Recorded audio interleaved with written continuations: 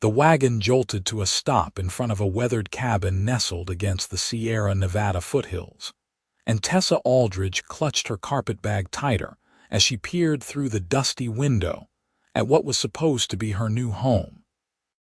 She had traveled 3 weeks from Boston to Yuba City, California, through mountains and deserts and endless prairie, all to marry a man named Benjamin Shaw, who had placed an advertisement seeking a bride in the Boston Herald.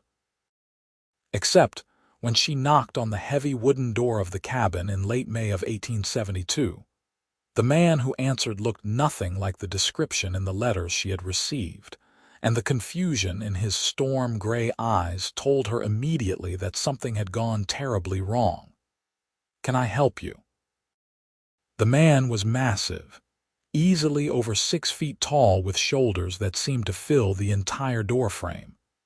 His dark brown hair fell past his collar, slightly unkempt, and his forearms were thick with muscle beneath rolled-up sleeves. A several-day growth of beard shadowed his strong jaw, and he held an axe in one hand as though he had been interrupted mid-swing. "I am looking for Benjamin Shaw," Tessa said, trying to keep her voice steady despite the way her heart hammered against her ribs. "I am Tessa Aldridge, his bride." The man's eyes widened, and he lowered the axe slowly. "My bride." The advertisement said Benjamin Shaw was seeking a wife to help manage his homestead outside Yuba City. "We exchanged letters for 4 months. I have them right here." She fumbled in her bag and pulled out a bundle of letters tied with string, holding them toward him with trembling fingers. He did not take them. Instead, he stared at her as though she had sprouted wings. "I never placed any advertisement. I never sent any letters." The world seemed to tilt beneath Tessa's feet. "That cannot be. You are Benjamin Shaw, are you not?" "I am. But I did not send for a bride." His voice was deep and rough, like gravel rolling down a mountainside. Tessa felt heat rising to her cheeks, a mixture of embarrassment and rising panic. "Then who wrote these letters? Who paid my passage west?" Benjamin stepped out onto the porch, and she had to crane her neck to look up at him. He took the letters from her hand, his fingers calloused and scarred from hard labor. As he unfolded the first one, his jaw tightened. "That is my brother's handwriting. Cole, your brother, half-brother technically. He left for San Francisco 6 months ago." Benjamin's expression darkened as he read through the letters, his grip tightening on the paper. "This fool, this damned fool. He pretended to be you." "Seems that way." Benjamin looked at her properly then, taking in her traveling dress covered in trail dust, the dark circles under her green eyes, the way she swayed slightly on her feet from exhaustion. "How long have you been traveling?" 3 weeks. "The stagecoach dropped me at the bottom of the mountain road about 2 hours ago. I walked the rest of the way." Her voice cracked on the last word, and she hated herself for it. She had promised herself she would not cry, no matter what happened. Benjamin was quiet for a long moment, studying her face. Finally, he stepped back and opened the door wider. "Come inside. You look ready to collapse." "I could not impose. If you did not send for me, then I have no right to be here."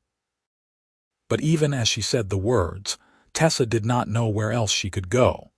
She had spent nearly all her savings on the journey west, and she knew no one in California. "You traveled 3 weeks based on my brother's lies. The least I can do is give you a meal and a place to rest while we figure this out." His tone left no room for argument. Tessa hesitated only a moment before stepping across the threshold. The cabin was larger than it appeared from outside, with a main room that served as kitchen and living space, and what looked like 2 smaller rooms branching off to the sides. The furniture was simple but well made, and everything was surprisingly clean for a bachelor's home. A fire crackled in the stone hearth, and the smell of something savory cooking made her stomach clench with hunger. "Sit," Benjamin said, gesturing to a chair near the table. "When did you last eat?" yesterday morning." She sank into the chair gratefully, her legs shaking now that she had stopped moving. He ladled stew into a bowl and set it before her along with a thick slice of bread. "Eat slowly. You will make yourself sick otherwise." Tessa wanted to protest, to maintain some dignity, but the first taste of the stew made her realize how desperately hungry she was. She ate carefully, aware of Benjamin moving around the cabin, stoking the fire and putting a kettle on to boil. He moved with the easy confidence of a man comfortable in his own space, but she noticed the tension in his shoulders, the way he kept glancing at the letters he had set on the table. "Why would your brother do this?" she asked, when she had eaten enough to settle her stomach. Benjamin was quiet for so long she thought he might not answer. Finally, he sat down across from her, his large frame making the chair look small. "Cole has always thought he knew what was best for me. Before he left, he kept insisting I needed a wife, that it was not healthy for a man to live alone in the mountains. I told him I was content as I was." He ran a hand through his hair, frustration evident in every line of his body. "I never thought he would do something like this. He must care about you a great deal. Care or meddle, the line gets blurry with Cole." Benjamin looked at her directly, and she felt the weight of his gaze. "I am sorry you were dragged into this. It was not fair to you. I made the choice to come. I answered the advertisement willingly." Tessa folded her hands in her lap to stop them from shaking. "Though I confess, I am not sure what to do now." "Do you have family back in Boston?" "No. My parents died of fever 2 years ago. I was working as a seamstress, but the pay was barely enough to cover my rent." She did not mention how lonely she had been, how the idea of starting fresh with a husband and a home of her own had seemed like a dream worth chasing. The advertisement promised a partnership, a homestead, a future. And instead, you found a mountain man who never asked for you. There was something almost apologetic in his voice. "You have been very kind, considering the circumstances." She met his eyes and was surprised by what she saw there. Not anger exactly, but a deep wariness, as though he had been hurt before and had learned to guard himself carefully. Benjamin stood and poured hot water from the kettle into a basin. "There is a room you can use tonight. It was meant to be a guest room, though I have never had guests. Tomorrow, we can decide what to do." Tessa wanted to ask what options they had, but exhaustion was pulling at her now, making her thoughts fuzzy. "Thank you." He showed her to a small room with a narrow bed and a washstand. "I will bring you water to clean up. The outhouse is behind the cabin." When he returned with the basin and a clean towel, Tessa could not help but notice the care with which he set them down, as though afraid his large hands might break something. "Mr. Shaw, I truly am sorry for the trouble." "Benjamin," he said, "and you have nothing to apologize for. Get some rest." After he left, Tessa washed the worst of the trail dust from her face and hands, then sat on the edge of the bed. The mattress was surprisingly comfortable, stuffed with what felt like fresh straw and down. Through the thin wall, she could hear Benjamin moving around, the creak of floorboards under his weight. She wondered what he was thinking, whether he resented her presence, whether he would send her away in the morning. But as she lay down and pulled the quilt over herself, Tessa found herself thinking not about her uncertain future, but about the way Benjamin's eyes had softened when he looked at her, the gentleness in his rough voice when he told her to rest. She had expected many things when she came west, but she had not expected kindness from a man who had every right to be angry. She fell asleep to the sound of the fire crackling in the next room and the distant call of an owl in the pines. Morning came with golden light streaming through the small window, and Tessa woke to the smell of coffee and frying bacon.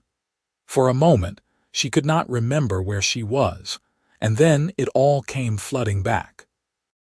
She sat up quickly, smoothing her hair and trying to make herself presentable before emerging from the room. Benjamin was at the stove, his back to her. He had changed into a clean shirt, and his hair was slightly damp as though he had washed. "Morning," he said without turning around. "Breakfast is almost ready. You did not have to cook for me. I was cooking anyway." He set a plate on the table with bacon, eggs, and fried potatoes. "Coffee, please." Tessa sat down, feeling strange and out of place in this domestic scene. Benjamin poured her a cup and then sat across from her with his own plate. They ate in silence for a few minutes before Benjamin spoke. "I was thinking about your situation last night." Tessa's stomach clenched. "And you cannot go back to Boston with no money. And Yuba City is not much of a town. There is not a lot of work for a woman on her own." He paused, choosing his words carefully. "I have a proposal if you are willing to hear it. Go on. Stay here. Not as my wife, not yet anyway, but as a housekeeper, a partner in running the homestead. I can pay you fair wages and you would have room and board. It would give you time to decide what you want to do, and if you decide to leave, you would have money for the journey." He was looking at his plate rather than at her, as though he expected her to refuse. Tessa considered this. Would that not cause talk? An unmarried woman living with an unmarried man. "My nearest neighbor is 5 miles away. No one comes up here except the occasional trapper or trader. And if anyone does ask, we can say you are my cousin or my sister-in-law, or whatever story you prefer." He finally looked at her, and she saw uncertainty in his eyes. "I know it is not what you were promised, but it is the best I can offer." It was more than she had any right to expect. "Why would you do this for me?" Benjamin was quiet for a moment. "Because my brother made you a promise in my name, and I do not like leaving debts unpaid, and because I know what it is like to have nowhere to go." There was a story there, Tessa could tell, but she did not press. Instead, she said, "I accept your offer. And I will earn my keep, I promise you that." Something that might have been relief crossed his face. "Good. Then we have an agreement." They shook hands across the table, and Tessa was struck by how large his hand was, how it completely engulfed hers, and yet how carefully he held it, as though she were something fragile. Over the following days, Tessa began to learn the rhythms of life on the mountain. Benjamin woke before dawn to tend to the animals. He had 2 horses, a milk cow, chickens, and a pen with 3 pigs. He chopped wood, repaired fences, hunted for meat, and maintained the small garden behind the cabin. He worked from sunrise to sunset with a focused intensity that spoke of years of solitary labor. Tessa threw herself into her own work with equal determination. She cleaned the cabin from top to bottom, organized the pantry, mended clothes that had been torn and neglected for months. She learned to bake bread in the wood stove, to make cheese from the cow's milk, to preserve vegetables for the winter. She had always been good with her hands, and she found satisfaction in making the cabin more comfortable, more like a home. At first, she and Benjamin barely spoke beyond the necessities. He was not an unfriendly man, but he was clearly unaccustomed to having another person around. He ate quickly and in silence, spent his evenings carving by the fire or reading from a small collection of books he kept on a shelf. Tessa worked on her sewing or wrote letters to acquaintances back in Boston, careful not to intrude on his space. But slowly, as the days passed, they began to talk. It started with simple things. Tessa asked about the best way to tend the garden, and Benjamin explained the short growing season in the mountains, how to protect plants from late frosts. He asked if she needed anything from Yuba City, and she requested fabric and thread. He came back from town with twice as much as she had asked for, along with a new set of cooking pots that the cabin had needed. One evening, nearly 2 weeks after her arrival, Tessa was sitting on the porch watching the sunset paint the mountains gold and purple. Benjamin came out with 2 cups of coffee and handed her one before sitting in the other chair. "You have made this place look better than it has in years," he said. "It is a good cabin. It just needed some care." Tessa sipped her coffee, enjoying the cool evening air after the heat of the day. "I built it myself 5 years ago when I first came up here. You did excellent work. The walls are solid, the roof does not leak, the chimney draws well. I had practice. I worked as a carpenter's apprentice before I came west."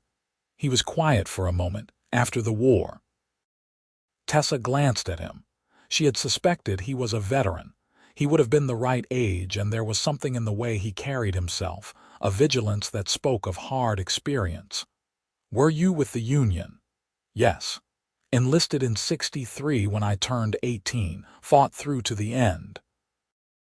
His voice was flat, emotionless, but his hands tightened around the cup. "Came home to Ohio and found my father had died while I was gone. My mother had remarried, and her new husband made it clear I was not welcome, so I headed west. I am sorry. It was a long time ago." But the pain was still there. Tessa could hear it. "My parents died of fever," she said softly. 2 years ago, within days of each other. I had no siblings, no other family. I thought I knew what loneliness was before that, but after they were gone, the world felt impossibly large and empty." Benjamin looked at her then, really looked at her, and something passed between them, an understanding that needed no words. They were both people who had lost too much, who had learned to survive on their own because they had no other choice. "That is why you answered the advertisement," he said. "Yes, I wanted a family again, a home, something to belong to." She smiled sadly. "I suppose I am still looking. You belong here for as long as you want to stay." The words were simple, but the way he said them with quiet conviction made Tessa's throat tighten with emotion. "Thank you, Benjamin." They sat in comfortable silence as the sun sank below the mountains and the first stars appeared overhead. Tessa realized she had not felt this peaceful in years, perhaps not since before her parents died. There was something about this place, about the solid presence of the man beside her, that made her feel safe in a way she had almost forgotten.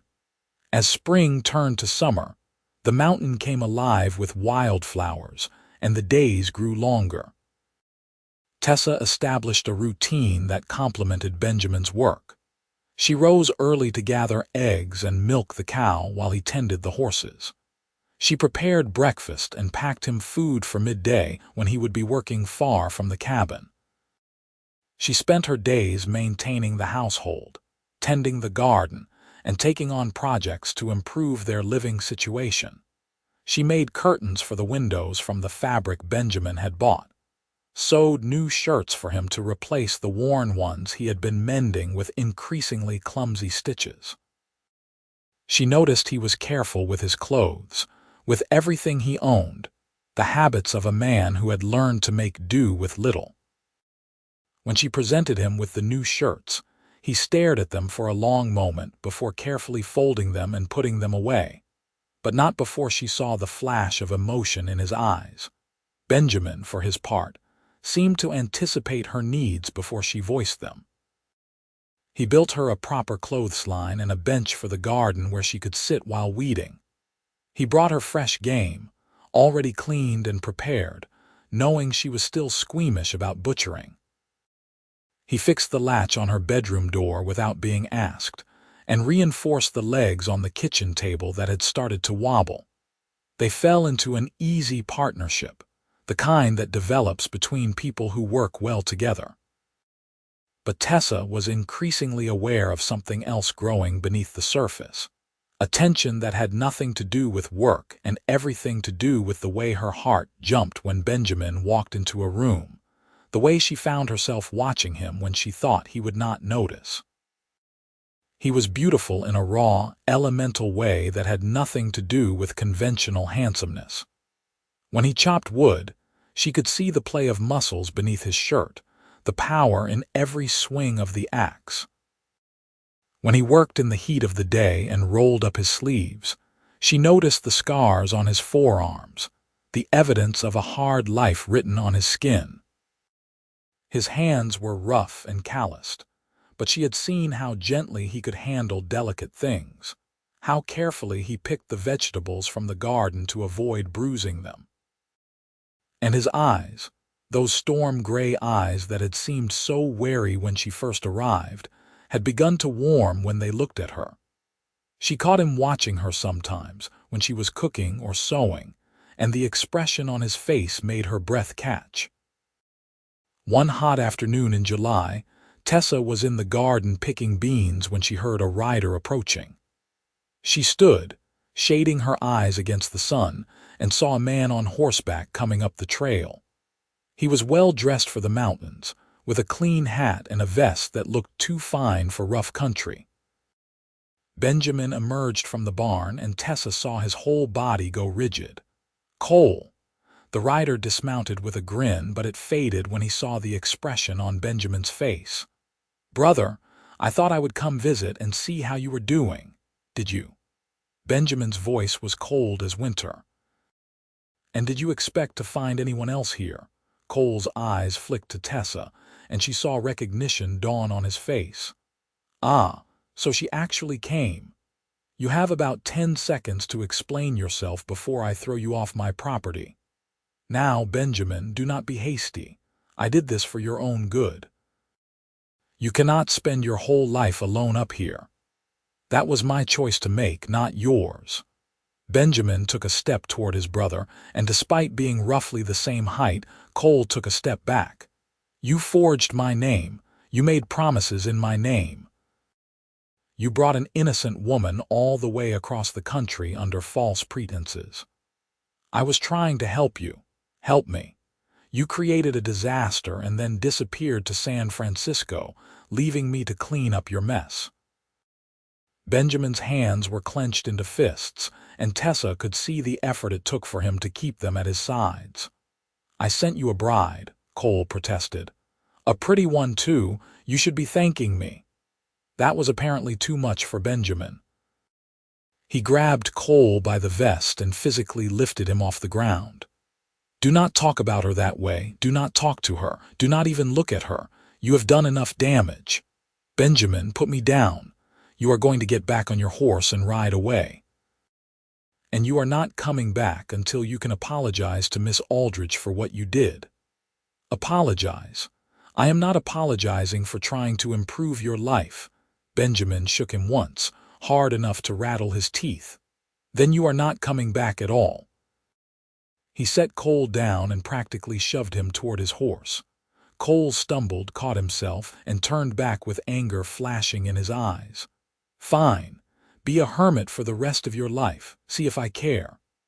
"I will not be a hermit. I have Miss Aldridge here, and unlike you, she is actually welcome." Benjamin crossed his arms, a wall of muscle and determination. Cole mounted his horse, his face flushed with anger and embarrassment. "You will regret this, Benjamin. The only thing I regret is not seeing through you sooner. Now get out of here before I change my mind about letting you leave in one piece." Cole spurred his horse and rode off down the trail, kicking up dust in his wake. Benjamin stood watching until he disappeared around the bend, then turned to Tessa with concern etched on his face. "Are you all right?" "I am fine, but you are shaking." He looked down at his hands, which were indeed trembling with suppressed rage. "I am sorry you had to see that. Cole has always known exactly how to make me lose my temper. He had it coming. The way he talked, as though I were some kind of prize he had won for you." Tessa walked over to Benjamin, close enough to see the pulse hammering in his neck. "You defended me. Thank you. I meant what I said. You are welcome here for as long as you want to stay." His eyes searched her face as though looking for something. "I hope you know that. I do." Without thinking, Tessa reached out and touched his arm, feeling the warmth of his skin through the fabric of his shirt. "And I want to stay, Benjamin." Not because I have nowhere else to go, but because I am happy here. With you." The air between them seemed to thicken, charged with possibility. Benjamin's hand came up to cover hers, his palm rough and warm. "Tessa, I need to tell you something." "What is it?" "When you first arrived, I was angry. Not at you, but at the situation. I had spent 5 years building a life where I did not have to depend on anyone or risk being hurt again. And then suddenly you were here, disrupting everything." He took a breath. "But these past 2 months, having you here, it has changed something. This cabin feels like a home now instead of just a place to sleep. I find myself looking forward to meals because we talk. I work harder because I want to provide for you. And I cannot stop thinking about what it would be like if you stayed not as my housekeeper but as my wife." Tessa's heart was pounding so hard she thought it might burst from her chest. "Benjamin, I know it is too soon. I know we barely know each other. But I also know that I have never felt this way about anyone, and I do not want to let you go without telling you the truth." His thumb stroked across her knuckles, a gesture so tender it made her eyes sting. "I am falling in love with you, Tessa. I am falling in love with you too," she whispered. "I think I have been since the moment you invited me inside and gave me food even though you had every right to turn me away." Benjamin's other hand came up to cup her face, his palm rough against her cheek. "Can I kiss you?" "Yes." He leaned down slowly, giving her every chance to change her mind, but Tessa rose on her toes to meet him halfway. The kiss was gentle at first, tentative, as though they were both afraid of breaking something precious. But then Benjamin's arm came around her waist, pulling her closer, and Tessa's hands found their way into his hair, and the kiss deepened into something that made her dizzy with want. When they finally broke apart, both breathing hard, Benjamin rested his forehead against hers. "Marry me. Not because of some advertisement or because you have nowhere else to go, but because you want to build a life with me." "Yes," Tessa said without hesitation. "Yes, I will marry you." Benjamin kissed her again and then swept her up into his arms, making her laugh with surprise.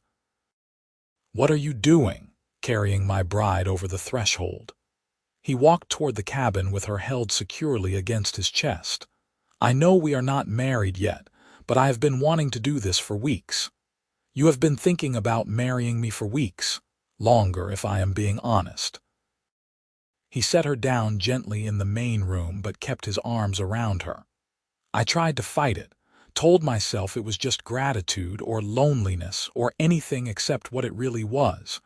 And what was it really? Love." He said it simply, as though it were the most obvious thing in the world. "I love you, Tessa Aldridge.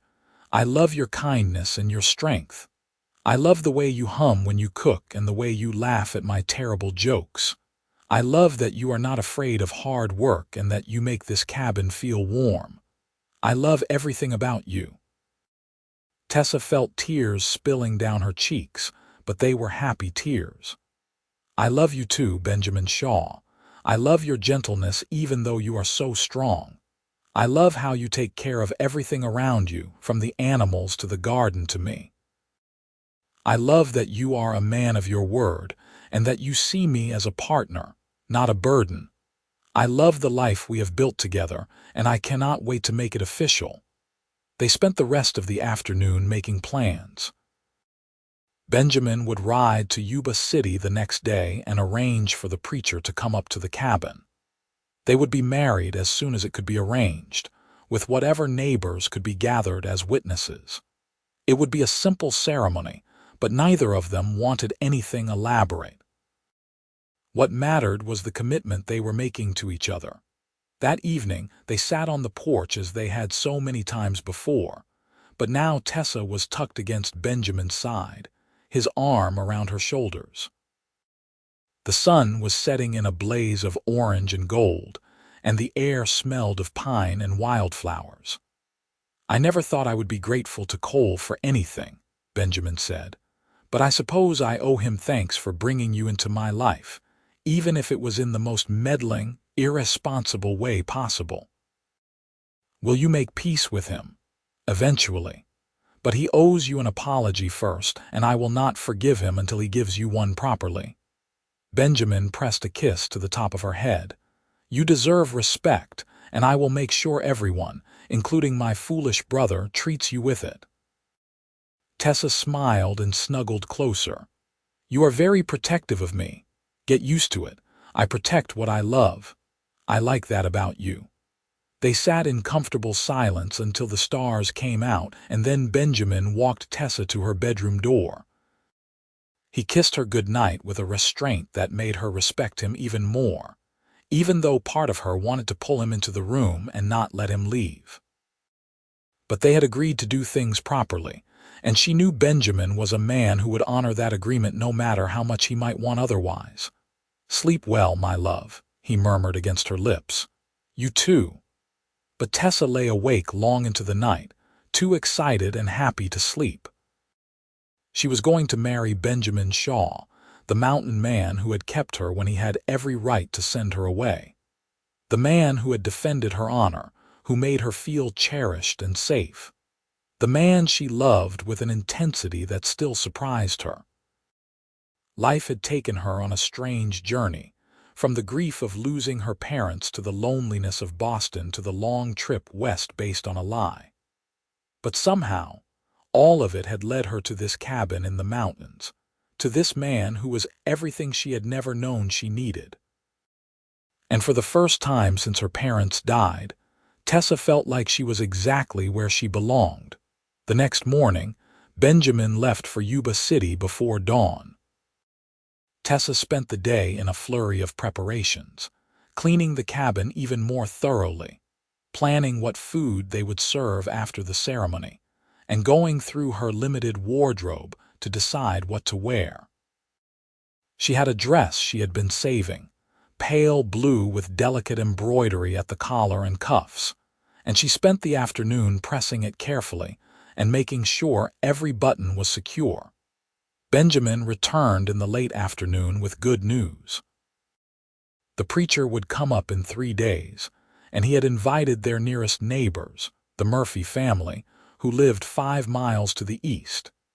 He had also bought supplies in town, including a length of white lace that he presented to Tessa with a shy smile. I thought maybe you could use it for your dress or your hair or wherever women put lace for weddings, he said, clearly out of his depth but trying so hard that Tessa's heart melted. It is perfect, she assured him, rising on her toes to kiss his cheek. I will make a veil. The next 3 days passed in a blur of preparation. Tessa baked bread and pies, using the precious stores of dried fruit Benjamin had been saving. She made the lace into a simple veil that would attach to her hair with pins. Benjamin cleaned the barn and the yard, chopped enough wood to last through the summer, and butchered one of the pigs to roast for the celebration. He also spent an entire evening polishing his boots and shaving carefully, and Tessa was touched by the effort he was making. On the morning of the wedding, Tessa woke before dawn to the sound of Benjamin already up and moving around. She lay in bed for a moment, letting the reality sink in. Today, she would become his wife. Today, they would make official what their hearts had already decided. She got up and dressed carefully, pinning up her dark hair and securing the lace veil. The blue dress fit her well, and she allowed herself a moment of vanity in the small mirror, pleased with what she saw. Her cheeks were flushed with excitement, and her green eyes sparkled. She looked happy, she realized. Truly happy. When she emerged from the bedroom, Benjamin was standing by the window in his best clothes, a dark suit that looked slightly too formal for the mountains but fit him perfectly. He turned when he heard her, and the expression on his face took her breath away. You are beautiful, he said, his voice rough with emotion. You are very handsome yourself. They stood looking at each other until the sound of approaching horses broke the spell. The Murphy family had arrived along with the preacher, an older man named Reverend Thomas who greeted them with warm enthusiasm. "It is wonderful to see you settling down, Benjamin," the Reverend said, shaking his hand. "And Miss Aldridge, welcome to our community." The Murphy family consisted of Thomas and Mary Murphy, a couple in their 40s, and their 3 teenage children. They were friendly and curious, clearly eager to know the story of how Benjamin had found a bride, but too polite to ask directly. Benjamin introduced Tessa simply as a woman from Boston who had come west seeking a new life, which was true enough. The ceremony was held on the porch, with the mountains as a backdrop and the morning sun streaming through the pines. Reverend Thomas kept it simple and heartfelt, speaking of the commitment of marriage and the importance of partnership and faith. When it came time for vows, Benjamin took both of Tessa's hands in his and spoke clearly. "I, Benjamin Shaw, take you, Tessa Aldridge, to be my lawfully wedded wife. I promise to love you, honor you, protect you, and stand by you through whatever life brings. I promise to build a home with you, to work beside you, and to cherish you every day for the rest of my life." Tessa's voice shook only slightly as she made her own vows. "I, Tessa Aldridge, take you, Benjamin Shaw, to be my lawfully wedded husband. I promise to love you, honor you, support you, and stand by you through whatever life brings. I promise to build a home with you, to work beside you, and to cherish you every day for the rest of my life." The Reverend pronounced them husband and wife, and Benjamin kissed her with a tenderness that made the Murphy children giggle and Mary Murphy dab at her eyes with a handkerchief. When they broke apart, Benjamin was grinning wider than Tessa had ever seen, and she knew her own face must mirror his joy. They celebrated with roasted pork and fresh bread, pies and coffee, and the Murphys proved to be excellent company. Thomas Murphy was a rancher who shared Benjamin's practical approach to life, and Mary was warm and welcoming, promising to visit more often now that Benjamin had a wife who might appreciate female company. "It gets lonely up here," Mary said to Tessa as they cleaned up after the meal. "I am glad you will be nearby. You must come to visit when you can." "I would like that," Tessa said honestly. She had missed having women to talk to. As the afternoon wore on, the Murphys and the Reverend prepared to leave. There were more congratulations and well wishes, and then finally, Tessa and Benjamin were alone. They stood on the porch waving until the last horse disappeared down the trail, and then Benjamin turned to her with an expression that made her pulse quicken. "Hello, wife," he said softly. "Hello, husband." He swept her up into his arms again, making her laugh, and carried her back over the threshold. "Now it is official. Benjamin Shaw, you are a romantic. Only for you." He set her down gently in their bedroom, the room that had been his alone until now but would belong to both of them going forward. Tessa noticed he had cleaned it thoroughly and put fresh linens on the bed, and there were wildflowers in a jar on the small table by the window. "You brought me flowers," she said, touched by the gesture. "I wanted everything to be perfect for you." He came to stand behind her, his hands settling on her waist. "Are you happy, Tessa?" "I am happier than I have ever been." She turned in his arms to face him. "I know we have only known each other a short time, but it feels right. You feel right. I know what you mean. From the moment you walked through that door, even though I was confused and angry about the situation, there was something about you that got under my skin. I tried to tell myself it was just sympathy or responsibility, but I was lying to myself." He cupped her face in his hands. "I love you, Tessa Shaw." "I love you too, Benjamin." She smiled at her new name. "Tessa Shaw, I like the sound of that. So do I."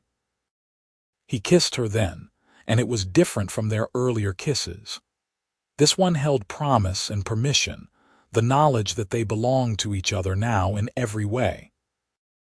Tessa's hands found the buttons of his vest, and Benjamin's fingers worked carefully at the fastenings of her dress, and they came together with a passion tempered by gentleness, taking their time to learn each other, to discover what brought pleasure and sighs and soft laughter. Later, as they lay tangled together in the fading afternoon light, Benjamin traced patterns on Tessa's shoulder with his fingertips. "I never thought I could have this. After the war, after my family fell apart, I convinced myself that I was better off alone. That caring about people only led to loss and pain. What changed your mind? You did. You showed me that taking a risk on love is worth it, that building a life with someone is better than protecting yourself from hurt." He kissed her forehead. "You made me want to hope again." Tessa's eyes stung with tears. "You saved me too, you know. When I came here, I was running from loneliness and desperation. I thought I needed a husband to give my life meaning. But what I found was so much more than that. I found a partner, a friend, a love I did not know existed." "We saved each other then." "Yes." They fell asleep wrapped in each other's arms as the sun set outside their window, and Tessa thought about how strange and wonderful life could be, how a mistake and a meddling brother could lead to something so right and true. The summer passed in a golden haze of happiness. Tessa and Benjamin fell into new rhythms as a married couple, learning each other's habits and preferences, building a life that felt more solid and real with each passing day. They worked together during the daylight hours and spent their evenings talking by the fire or sitting on the porch watching the stars. Benjamin taught Tessa to ride one of the horses, a gentle mare named Daisy, so she could accompany him when he checked the fence lines or hunted in the nearby woods. Tessa, in turn, taught Benjamin to appreciate small comforts like properly darned socks and meals that involved more than just meat and potatoes. She made curtains for every window and braided rugs for the floors, turning the cabin into a true home. They visited the Murphy family twice, and Mary came to call on Tessa several times, bringing news from Yuba City and teaching Tessa about the local plants and herbs that could be used for medicine and cooking. Tessa was grateful for the friendship, and she could see that Benjamin appreciated having neighbors who treated them as a normal married couple rather than objects of curiosity. In late August, as the nights began to grow cooler, Benjamin came home from town with news that made Tessa's breath catch. "I saw Cole in Yuba City today. Did you speak to him?" "I did not have much choice. He approached me at the general store." Benjamin set down the supplies he had brought and turned to face her. He apologized. Said he realized what he did was wrong and that he should have asked my permission instead of interfering in my life. "Do you believe him?" "I think he means it, as much as Cole ever means anything. He wants to come up and apologize to you in person if you are willing to see him." Tessa considered this. She had been angry at Cole for the deception, but she also could not deny that his meddling had brought her to Benjamin. "I will see him, but only if you are comfortable with it. He is still my brother, despite everything. And you are right that I should make peace with him." Benjamin pulled her into his arms. "Besides, I want him to see how happy we are. Maybe it will teach him that sometimes things work out better than anyone could plan." Cole came to visit the following week, riding up the trail with a nervous expression that was very different from his cocky attitude during his previous visit. He dismounted and approached the porch where Tessa and Benjamin waited, hat in hand. "Miss Aldridge, I mean, Mrs. Shaw," he began, stumbling over his words in a way that would have been comical if he had not looked so genuinely contrite. "I owe you an apology. What I did was wrong and selfish, and it could have ended badly for you. I am truly sorry." Tessa studied him for a moment, then nodded. "I accept your apology, Cole. What you did was indeed wrong, but I cannot say I regret where it led me." "You mean you are actually happy here? With him?" Cole glanced at Benjamin as though he could not quite believe it. "I am happier than I have ever been in my life," Tessa said firmly. "Benjamin is a good man, and this is a good life. Your interference could have been disastrous, but in this case, it worked out well despite your methods." "I told you she was too good for you," Cole said to Benjamin, but there was warmth in his voice rather than malice. "I agree completely," Benjamin said, pulling Tessa closer. "I wake up every day wondering how I got so lucky." Cole stayed for dinner, and the atmosphere was surprisingly pleasant. He told them about his work in San Francisco, helping to manage a shipping company, and he seemed genuinely interested in hearing about their life on the mountain. By the time he left, Tessa felt that she had gained a brother-in-law rather than an enemy, and Benjamin's shoulders had lost some of the tension he had been carrying since Cole's last visit. "That went better than I expected," Benjamin said as they watched Cole ride away. "He loves you in his own misguided way. He just wants you to be happy." "I am happy, happier than I ever thought possible." He turned to her with a serious expression. "Tessa, there is something I want to talk to you about." "What is it?" "I have been thinking about expanding the homestead. Maybe buying some cattle, building a larger barn, clearing more land for crops. It would be hard work and it would take years to build up, but I think we could create something really substantial here." He paused. "But I will not do it unless you want to. This is your home too, and you should have a say in how we build our future." Tessa's heart swelled with love for this man who always thought of her as an equal partner. "I think it is a wonderful idea. I love it here, Benjamin. I want to build a life that will last, something we can pass on to our children someday." His eyes lit up at the mention of children. "You want children, do you not?" "I do, very much. I just was not sure if you did, and I did not want to assume." He kissed her softly. "I want everything with you, Tessa. A ranch, children, a life that is full and rich and long. Then let us build it together." They spent the fall preparing for winter and making plans for the spring. Benjamin began clearing land on the eastern side of the property where the soil was good and the slope gentle enough for planting. Tessa worked on preserving the harvest from their garden and putting up enough food to last through the cold months. She also began sewing baby clothes, just a few things, because she suspected she might need them come spring. When she finally told Benjamin, in early November as the first snow began to fall, he stared at her for a long moment before picking her up and spinning her around, whooping with joy loud enough to startle the horses in the barn. "We are having a baby," he kept repeating as though he could not quite believe it. "We are going to be parents." "Are you happy?" Tessa asked, laughing at his enthusiasm. "Happy does not even begin to cover it."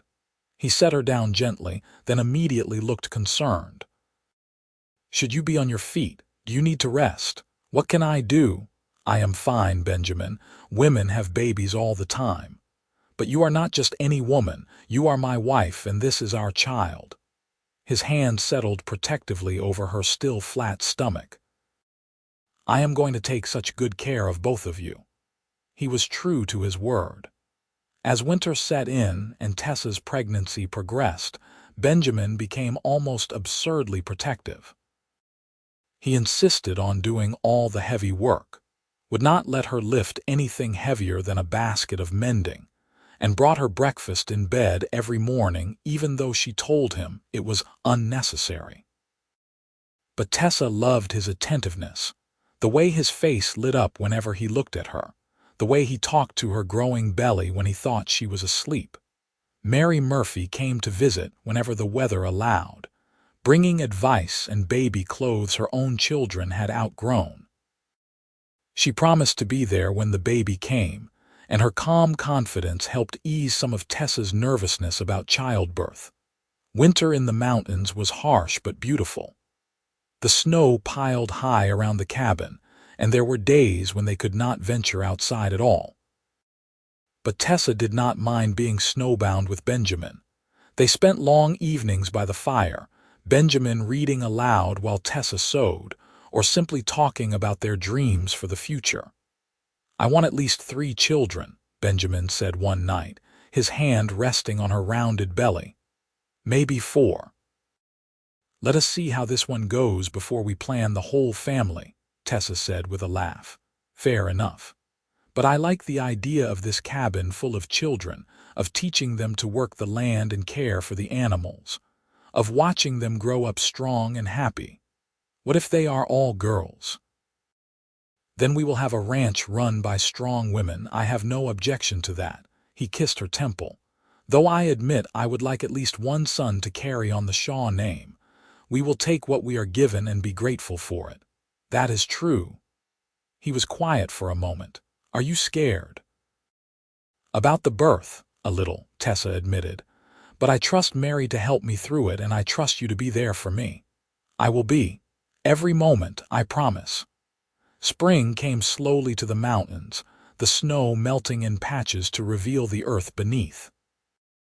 Tessa's belly had grown large, and she moved carefully now, aware of the precious life inside her. Benjamin had finished the cradle he had been working on all winter, a beautiful piece of woodworking that rocked smoothly and had intricate carvings of pine trees and mountains on the sides. In late April, when the wildflowers were just beginning to bloom, Tessa woke in the middle of the night with a sharp pain in her back. She lay still for a moment, wondering if it was just the baby shifting, but then another pain came and she knew. "Benjamin," she said softly, shaking his shoulder. "It is time." He was awake instantly, alert and focused. "I will get Mary." He rode through the darkness to the Murphy ranch and returned with Mary just as dawn was breaking. The older woman took charge immediately, sending Benjamin to boil water and gather clean linens while she helped Tessa into a comfortable position and checked her progress. "Everything looks good," Mary said reassuringly. "This may take a while, especially for a first baby, but you are strong and healthy. You will do fine." The labor lasted through the day and into the evening. It was harder than Tessa had imagined, waves of pain that left her gasping and clinging to Benjamin's hand. But he stayed by her side through all of it, wiping her forehead with cool cloths, murmuring encouragement, never flinching even when she squeezed his hand hard enough to leave marks. As the sun was setting, painting the cabin walls with golden light, Mary said, "All right, Tessa. The baby is ready. On the next pain, you need to push." Tessa bore down with all her strength, and Benjamin supported her back, his voice steady in her ear. "You can do this. You are the strongest person I know, just a little more." She pushed again and again, until finally, as the last light faded from the sky, a sharp cry filled the cabin. Mary worked quickly, and then she was placing a squirming, red-faced baby on Tessa's chest. "A boy," Mary announced with a smile.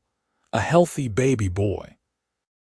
Tessa looked down at her son, his tiny fists waving, his face scrunched with indignation at being thrust into the cold world, and felt a love so fierce it took her breath away. She looked up at Benjamin and saw tears streaming down his face as he stared at their child. "We have a son," he whispered. "We do." Tessa guided his hand to touch the baby's head, covered in dark fuzz. "What should we name him?"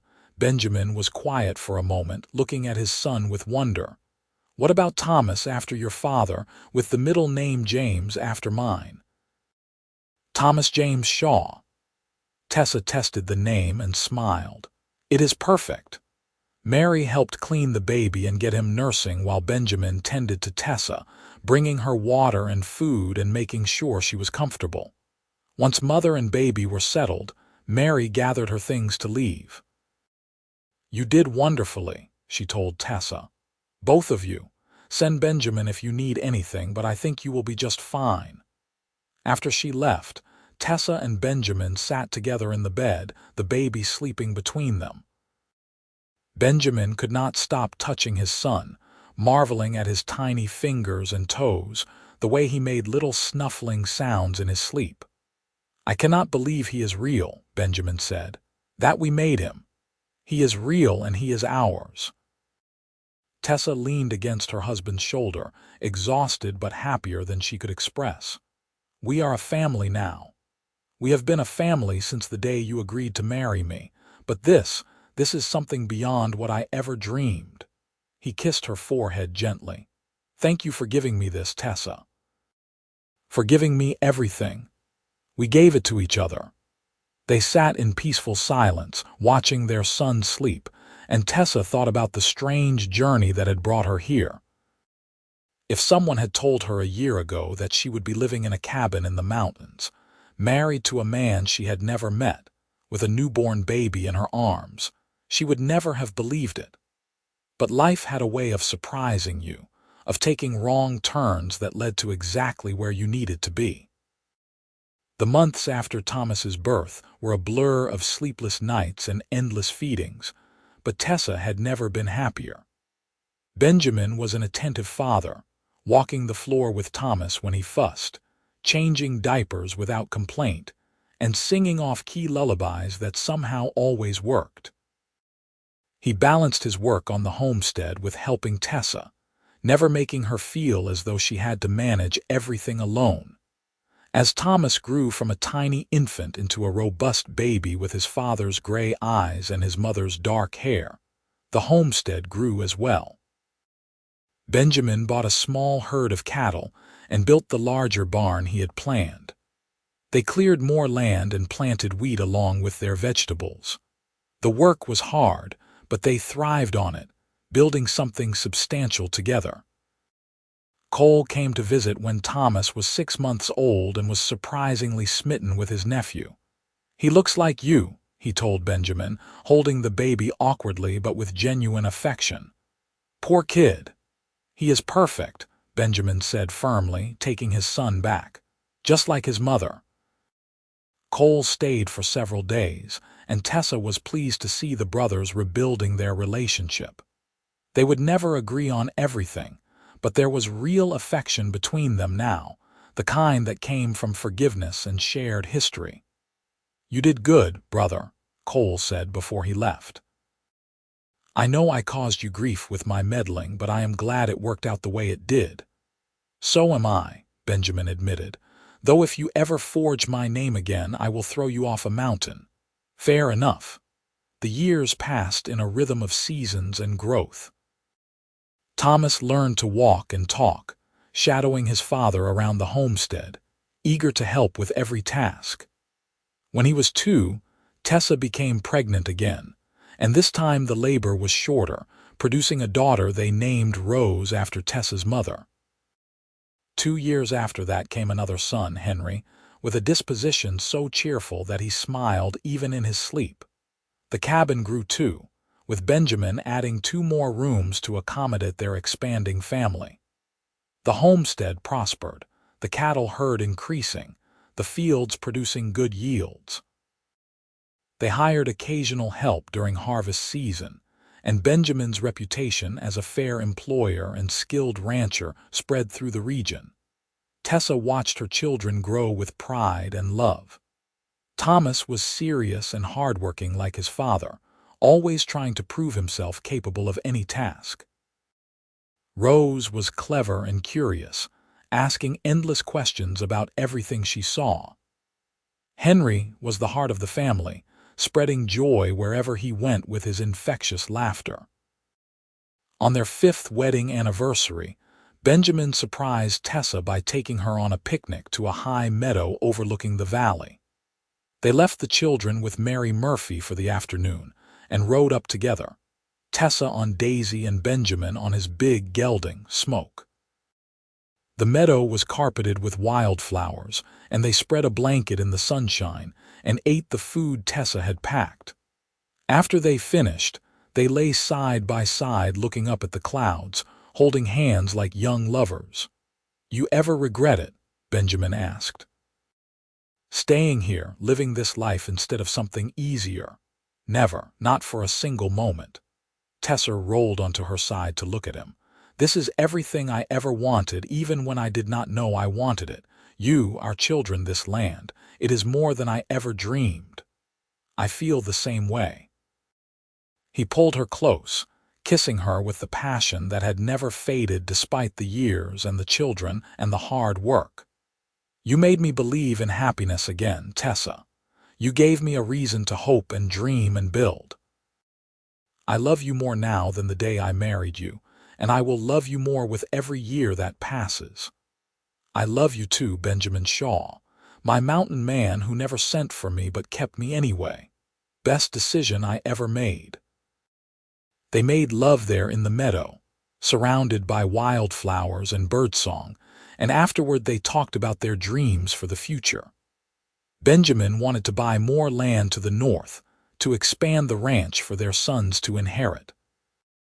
Tessa wanted to start a school in Yuba City, so the children in the area could get a proper education. They made plans and promises, weaving their individual hopes into a shared vision of the life they would continue to build together. When they returned home that evening, the children rushed to greet them, and the cabin was full of noise and laughter. As Tessa watched Benjamin scoop up Rose while Thomas showed him a frog he had caught and Henry clung to his leg, she felt a contentment so deep it was almost painful in its intensity.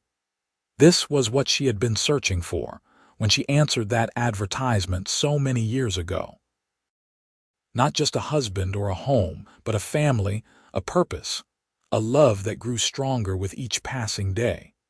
She had come west as a proxy bride, unwanted and unexpected, but she had found her place in the world through the kindness of a mountain man who had taken a chance on her.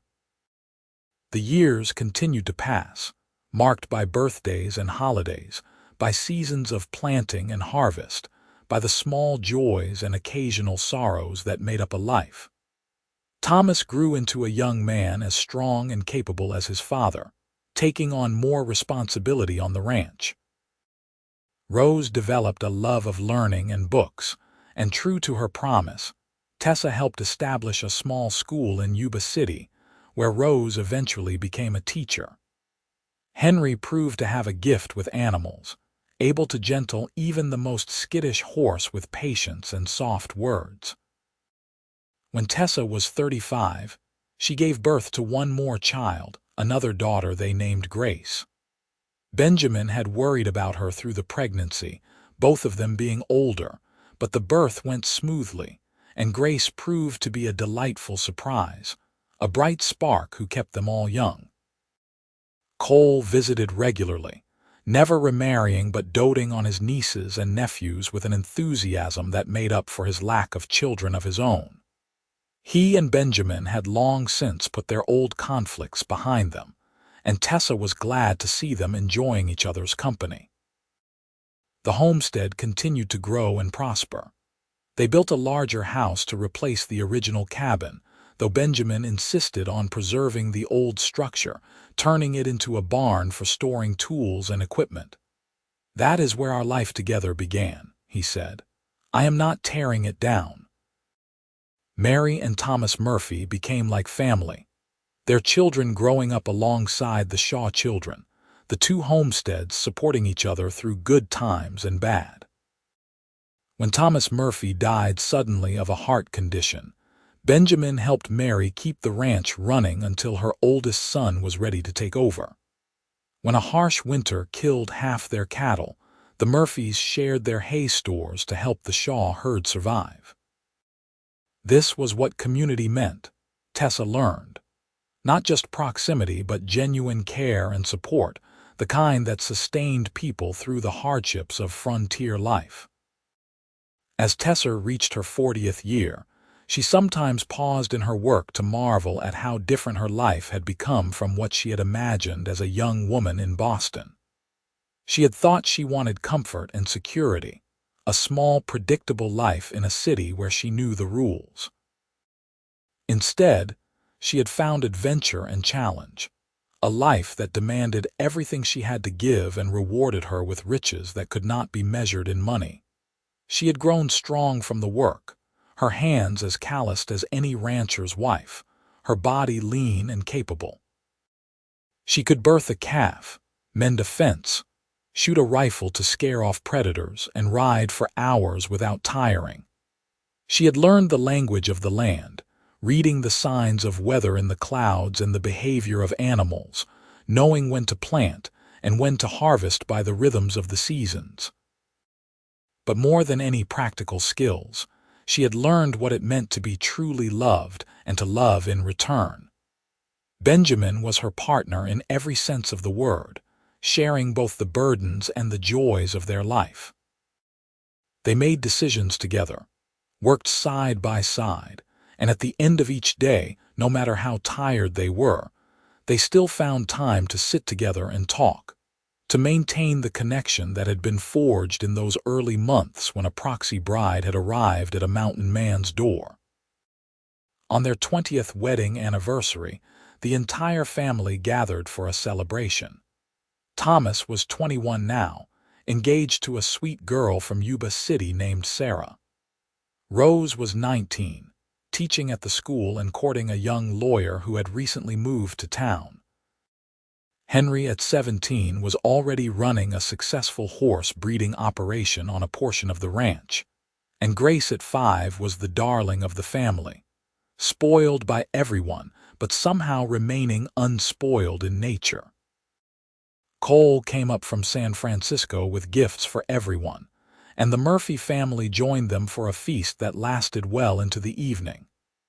There were toasts and stories, laughter, and a few happy tears as people reminisced about the years that had passed. When the guests had finally left and the children had gone to bed, Tessa and Benjamin walked out to the porch of the big house and stood looking out at the land they had built together. The moon was full, casting silver light over the fields and pastures, the barns and outbuildings, the fences and corrals that marked the boundaries of their world. 20 years, Benjamin said, pulling Tessa close. It has gone so fast, and so slow in the best way. Every day has been full. Tessa leaned into his embrace, still fitting perfectly against his side after all these years. I was thinking today about the woman I was when I first arrived here, how scared I was, how uncertain about everything. You were brave. You took a risk coming out here based on nothing but letters and hope. I was desperate, Tessa corrected gently. I thought I needed someone to save me, but what I found was someone who saw me as an equal, who gave me the chance to save myself while we built something together. Benjamin turned her to face him, his hands framing her face the way they had so many times over the years. You saved me just as much as I saved you, if not more. I was half alive when you came here, Tessa, going through the motions of living but not really feeling anything. You brought color and warmth and meaning back into my world. We were both lost, and we found each other. Tessa rose on her toes to kiss him, this man who had kept her when he had every right to send her away, who had taken a chance on love when he had sworn never to risk his heart again. I would do it all again, Benjamin. Every mile of that journey, every moment of uncertainty, just to end up right here with you. I would too, though I might skip the part where Cole forged my name and nearly gave me a heart attack. Tessa laughed. That too. Though we should probably thank him, eventually. I suppose we should. Without his meddling, I might have lived my whole life alone on this mountain, never knowing what I was missing. They stood together in the moonlight, two people who had found each other against all odds, who had built a life of meaning and purpose from a beginning that could have been a disaster. Their children slept safely inside, the ranch prospered around them, and the future stretched out full of promise. Thomas got married the following spring in a ceremony at the ranch, with his younger siblings as attendants and half of Yuba City in attendance. Benjamin walked around looking proud and slightly stunned that his oldest child was starting a family of his own. Within a year, Sarah gave birth to a son, and Benjamin and Tessa became grandparents, a development that delighted them both. Rose married her lawyer 2 years later, and they settled in Yuba City, where she continued to teach while he built his practice. Henry married at 20, choosing a girl from a neighboring ranch who shared his love of horses. They built a house on the eastern portion of the Shaw land and started their own herd. Grace, the baby of the family, proved to be the most independent of all the children. She declared at age 10 that she intended to go to college and become a doctor, and neither Tessa nor Benjamin doubted she would do exactly that. They encouraged all their children to dream big, to pursue education and opportunity, while also teaching them the value of hard work and the land that had sustained their family. As Tessa moved into her 50s, she began to slow down, letting her children and grandchildren take on more of the heavy work. But she never stopped being the heart of the family, the one everyone came to with their troubles and their triumphs. She spent her time teaching her grandchildren to read, tending her garden, and helping organize community events in Yuba City that brought people together. Benjamin, too, began to ease back on the physical labor, though he remained involved in all decisions regarding the ranch. He took pride in watching his sons and son-in-law manage the operation that he and Tessa had built from nothing, seeing the way they improved and innovated while respecting the foundation that had been laid. He and Tessa spent more time together, taking long rides through the mountains, visiting their children and grandchildren, and simply enjoying the quiet companionship that came from decades of shared life. They still held hands whenever they walked together, still kissed goodbye when one of them went to town, still sat on the porch every evening, weather permitting, to watch the sunset and talk about their day. One evening, when Tessa was 58 and Benjamin 63, they sat together as usual, comfortable in the silence that had become as important as their conversations. The mountains were painted purple and gold by the setting sun, and the air smelled of pine and the last wildflowers of summer. "Do you remember the day I showed up at your door?" Tessa asked suddenly. Benjamin chuckled. "I will never forget it.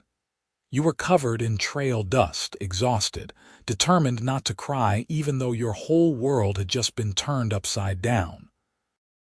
And you were so beautiful I could barely string 2 words together. You did not show it. You were so calm and practical, immediately thinking about what to do next." "I was terrified," Benjamin admitted. "Terrified that you would leave, that I would say the wrong thing and drive you away before I even had a chance to know you. Terrified of what I was already starting to feel." "What were you feeling?" "Hope.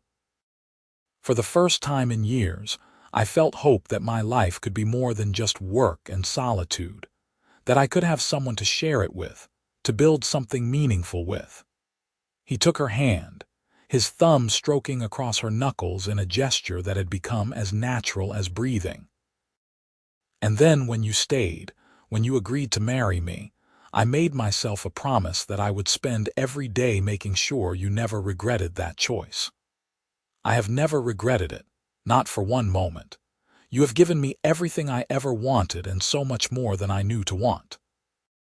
Tessa looked out at the land they had shaped together, the home they had built, the family they had raised. "We have had a good life, Benjamin. The best life." He pulled her closer, and she settled against his shoulder, fitting perfectly as she always had. "And it is not over yet. We still have years ahead of us, more grandchildren to spoil, more sunsets to watch together. I am counting on it." They sat together as the sun sank below the mountains, and the stars began to emerge, 2 people who had found each other through an accident of fate and chosen each other every day since. A proxy bride who had arrived at a mountain man's door, and a mountain man who had never sent for her but had kept her anyway, and in doing so, had found the great love of his life. The years that followed were gentle ones, a slow and peaceful settling into the rhythm of age. Tessa and Benjamin watched their grandchildren grow, delighted in the arrival of great-grandchildren, and saw the ranch continue to prosper under the management of their children. They were blessed with good health and clear minds, able to enjoy their later years fully. Grace did indeed go to college, studying medicine in San Francisco with Cole's help and support. She became one of the first female doctors in California, eventually returning to open a practice in Yuba City, where she could serve the community she had grown up in. She never married, too dedicated to her work, but she was deeply loved by her family and everyone whose lives she touched. Thomas and Sarah had 5 children who all grew up working the ranch. Rose and her husband had 3, and Henry and his wife had 4. The Shaw family grew and multiplied, spreading through the region, always carrying with them the values that Tessa and Benjamin had instilled through example rather than preaching. On their 40th wedding anniversary, the family threw a massive celebration that brought together over 100 people, all connected in some way to the life that Tessa and Benjamin had built. There were grandchildren and great-grandchildren, friends and neighbors, members of the community who had been touched by their generosity and kindness over the decades. Benjamin stood to make a toast, his hair now completely gray but his frame still strong, his eyes still sharp. 40 years ago, a woman showed up at my door and my whole world changed. I did not ask for her, did not expect her, did not think I wanted or needed anyone in my life. But she walked through that door anyway, and she saved me from a life I did not even realize was empty. He turned to Tessa, who was seated beside him, her own hair gray now, her face lined with the marks of a life well lived, her eyes still the same vibrant green that had caught his attention all those years ago. "Tessa, you are the best thing that ever happened to me. You gave me a family, a purpose, a reason to hope and dream and build. You made me a better man than I ever could have been on my own, and I thank God every day for the brother who meddled in my life and brought you to me." Cole, sitting at a nearby table, raised his glass with a grin. "You are welcome." Everyone laughed, and Tessa stood, taking Benjamin's hand. Benjamin saw me not as a problem or an obligation, but as a person with value and potential. He offered me partnership and respect before he offered me love, though the love came soon enough. Together, we built something that has lasted and grown, something that will continue long after we are gone. And I am grateful for every single day I have spent as his wife. They kissed to cheers and applause, and then the celebration continued with music and dancing and more food than anyone could possibly eat. Tessa danced with Benjamin, moving slowly now but still perfectly in sync, and then with each of her children and many of her grandchildren. She felt surrounded by love, supported by the community she and Benjamin had helped build, and deeply, profoundly grateful for the life she had been given. As they grew older still, Benjamin and Tessa spent more time simply being together, no longer needing to work or achieve or build, content to enjoy the fruits of their labor and the company of their family. They moved into a smaller house on the property, leaving the big house to Thomas and his family who were now running the ranch. They took walks when the weather was good, though the distances grew shorter as their bodies aged. They sat on the porch and watched the mountains change with the seasons. They received visits from children and grandchildren and great-grandchildren who loved to hear stories about the old days, about how the ranch started, about how Grandma Tessa had come all the way from Boston to marry a man who had not even sent for her. "It sounds like a fairy tale," one great-granddaughter said, sitting at Tessa's feet with wide eyes. "It was better than a fairy tale," Tessa told her. "It was real. It was hard work and challenges and uncertainty, but it was also love and partnership and building something meaningful together. And that is better than any fairy tale." Benjamin, sitting nearby, smiled. "Your great-grandmother is the wisest woman I know." "That is because I have had a good teacher," Tessa replied, reaching for his hand. On a clear autumn day, when the aspen were turning gold and the air had the sharp, clean scent of coming winter, Benjamin passed away peacefully in his sleep at the age of 87. He had spent the previous day with Tessa, talking and laughing about old memories, kissing her good night with the same tenderness he had shown for over 50 years of marriage. And then he simply did not wake up. Tessa sat with him for a long time, holding his hand as she had so many times before, saying goodbye to the man who had been her partner, her love, her whole world for more than half a century. She was sad, of course, deeply and profoundly sad, but she was not broken. They had known this day would come eventually, and they had prepared for it, making sure their affairs were in order, making sure their children knew they were loved. The funeral was huge, attended by what seemed like half of California. Benjamin had touched many lives through his generosity, his fairness, his quiet strength. Person after person came to tell Tessa how he had helped them, taught them, made their lives better in some way. She listened to all of it, storing the stories away like treasures, grateful that others had seen in him what she had always known was there. After the funeral, Tessa retreated to the small house she and Benjamin had shared, surrounded by her children who wanted to take care of her, who worried about her being alone. But Tessa assured them she would be fine. She had her memories, her faith, and the knowledge that she had been blessed with a love that most people only dreamed of. She lived for 3 more years after Benjamin's death, remaining sharp and engaged despite her advanced age. She spent time with her family, continued to work in her small garden, and wrote down the story of her life for her descendants to read. She wanted them to know where they came from, the love that had started it all, the risks taken, and the faith required to build something lasting. On a spring morning, when the wildflowers were blooming and the mountains were green with new growth, Tessa Aldridge Shaw passed away peacefully at the age of 84. Her children found her in bed, a smile on her face, one hand stretched out toward the empty pillow beside her, as though reaching for someone who was finally there to take her home. They buried her next to Benjamin on a hillside overlooking the ranch they had built together, with a view of the mountains they had both loved. The headstones were simple, just their names and dates, and below, a single line that summed up their extraordinary journey together. Together we built a life of love. The ranch continued, passed down through the generations, growing and changing but always carrying the mark of the couple who had started it all. Their children and grandchildren and great-grandchildren, and beyond told the story over and over, of the Proxy bride who arrived at a mountain man's door, and the mountain man who never sent for her but kept her anyway, and how that accident of fate and choice had created a legacy of love that would endure for generations to come.